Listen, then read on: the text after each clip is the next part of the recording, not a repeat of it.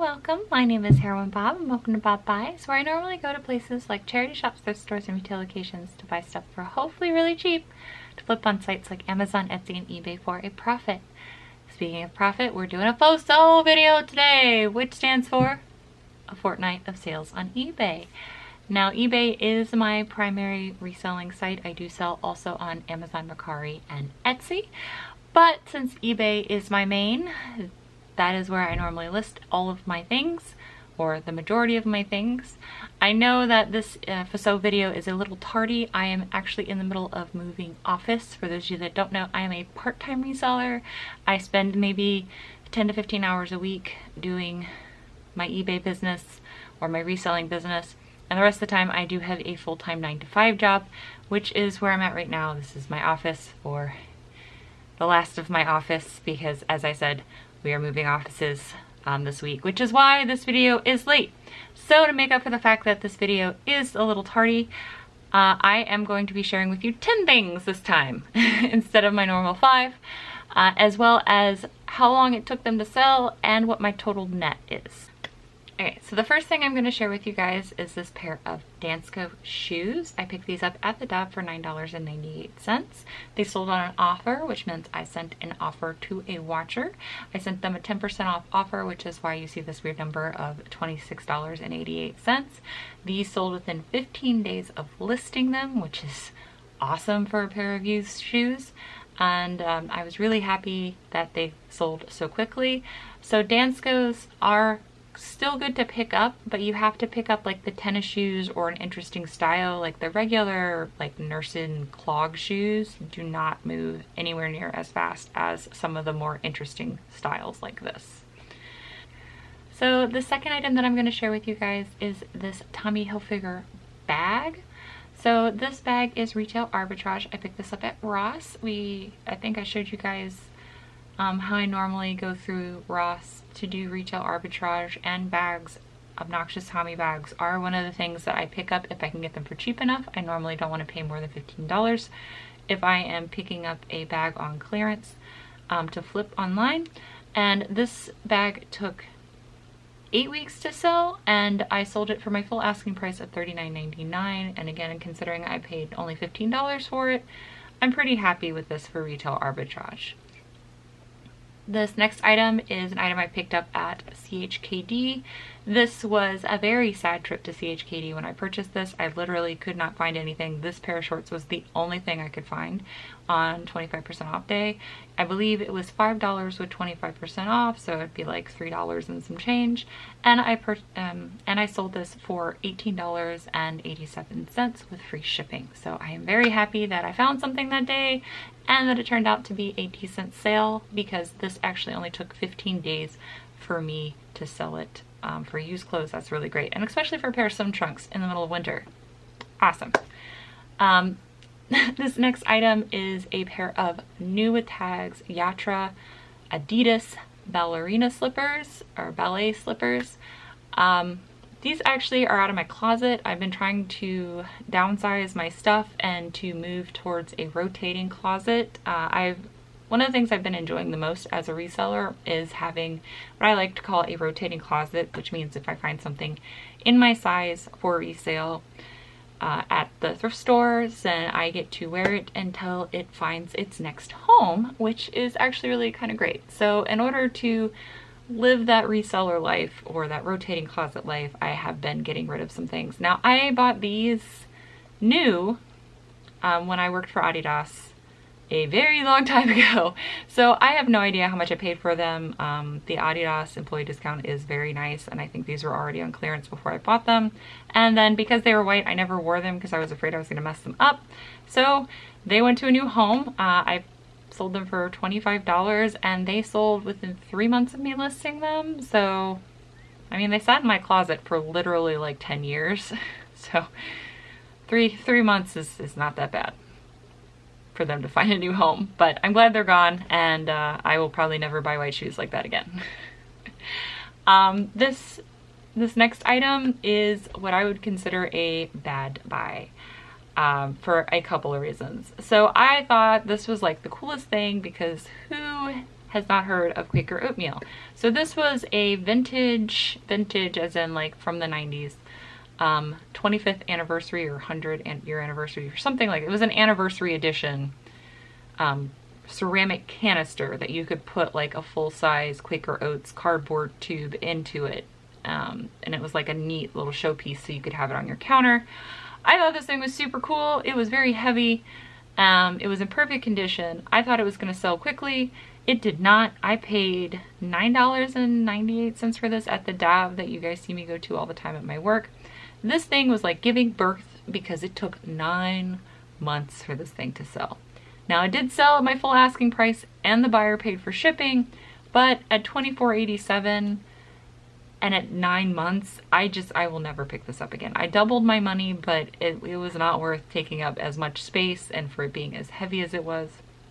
So I would not recommend picking this up unless you can get it maybe at like a yard sale for a couple bucks, but just be aware that it is going to take a little while for it to move. So, oops, lesson learned. This is something you guys have also seen me pick up at that same Dav. I've made a video about like why you shouldn't turn down vintage stationery. Whenever I go to a thrift store or a garage sale or a estate sale or antique sale, I love vintage stationery because it's super light, it's easy to ship, and you can normally get it for dirt cheap. So I think I paid like $2 for this, and it sold the same day.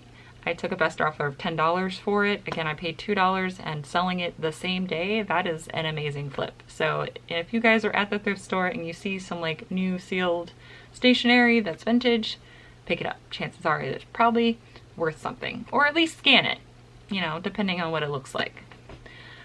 This next item I actually pulled out of the hoarder house. I think you guys gave me some thumbs down last Fuso video because pretty much everything I was sharing with you guys came out of the hoarder house, and it was a lot of books. And you guys can find antique books either at the thrift store or garage sailing or an estate sale, so you can still find those to flip them. But I've tried to keep things that I found in the hoarder house to a minimum for this Fuso video because of the dislikes I got for the last video. But I am going to share with you these because you can find yearbooks a lot of times at estate sales and at garage sales, and you can find them at the thrift store pretty easily. I sold 2 of the 5 yearbooks from William & Mary that I picked up from the hoarder house. These 2 sold to the same person. They gave me an offer of $20 a piece. So for a total of $40 plus shipping, these shipped out.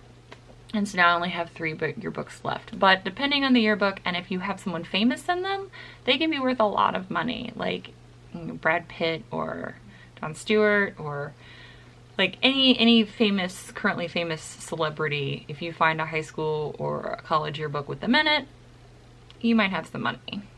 But I paid nothing for these, and so this was a really nice, and these sold 5 days after I listed them. So again, a pretty nice pickup.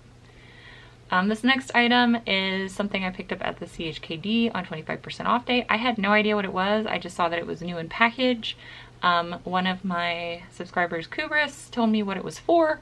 It's actually a battery start and stop shut off thing to help prevent like your battery from draining or to prevent someone from stealing it. This was brand new in the package, as I said, and it had an original sticker price of like almost $40. The CHKD wanted me to pay $6.98 for it, but again, it was 25% off, so it was a little bit less than that. And this sold within 2 weeks of me listing it, and it sold for my full asking price of $29.87. So for a 2-week flip, that was a pretty good deal for me. This next item is another book from the hoarder house. The reason why I'm going to talk about this one is because, again, you can find these books when you're out and about. You don't just have to have a hoarder house that has like weird stuff in it for you to find this kind of stuff.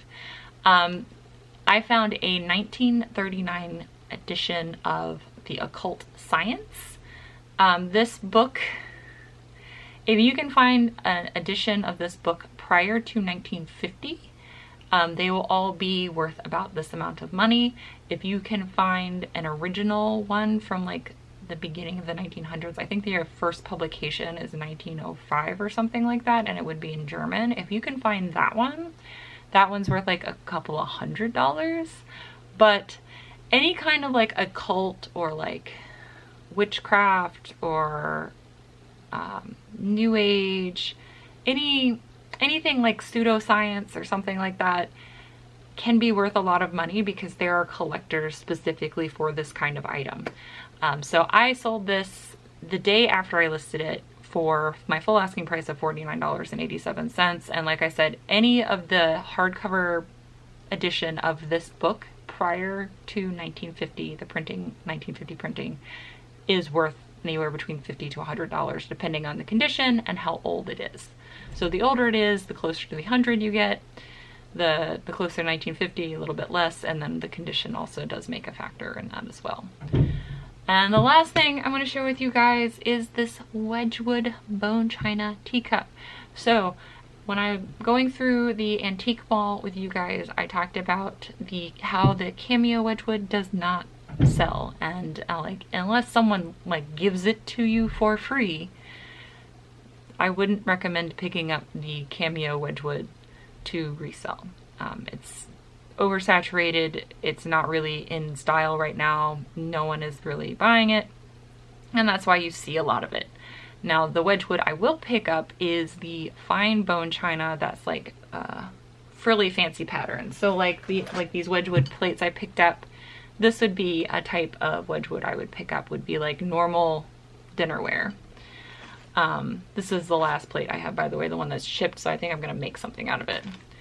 But so like this Wedgwood king cup, so this is like the king cup. So if you find the Wedgwood teacup king cups, these are gonna all sell between the $10 to $15 range just for one teacup. The buyer did pay I think this was another one where I sent a 10% off offer and they accepted it, which is why it's this weird sell price. And they also paid for shipping as well. So this was a really nice sell. It did take 5 weeks for me to sell this, but I only paid $2 for this at the little hole-in-the-wall village thrift across from where the boy lives. So it did take a little bit, but this is the type of Wedgwood I'm talking about. Like if you want to pick up Wedgwood, you should be picking up this kind of Wedgwood. Stay away from the cameo Wedgwood. So all in for these 10 items that I'm showing you guys, I got a gross sale. So that includes the shipping costs, gross sales, the shipping that the buyers paid, and my asking price, gross of $331.09. Now, after fees, which is $49.66, after my cost of goods, which is $52.93, and after the cost of shipping, which was a total of $61.37, my actual net profit is $167.13. Now, I then have to set aside a little bit of money for taxes at the end of the year, and so that's about 25%. And so my actual take home from these 10 items is $125.34. So that doesn't sound like a lot because, you know, my gross is 331 and I'm only taking home 125. That sounds like I'm only taking home a third of the money, which again is why it's important to source cheaply. But if you look at it from a cost of goods perspective, so I paid $52.93 and I more than doubled my money plus recouped my cost of goods. It depends on how you look at it. For me, for thrifted items, or for pretty much and I had retail arbitrage in this. For my thrifted items, I am wanting to at least double my money. I have more than done that here. I am pretty happy with these sales. Again, thank you guys for being so patient with me as far as when this video is going up. I will try to get the next FOSO video for the last 2 weeks up sooner, but I am moving office, so this is going to be the last time you guys see this background. So wave goodbye, bye, and I will see you guys in the next video. Bye! Bye. Hero, hero, hero, hero, hero. I want wanna be a hero, hero.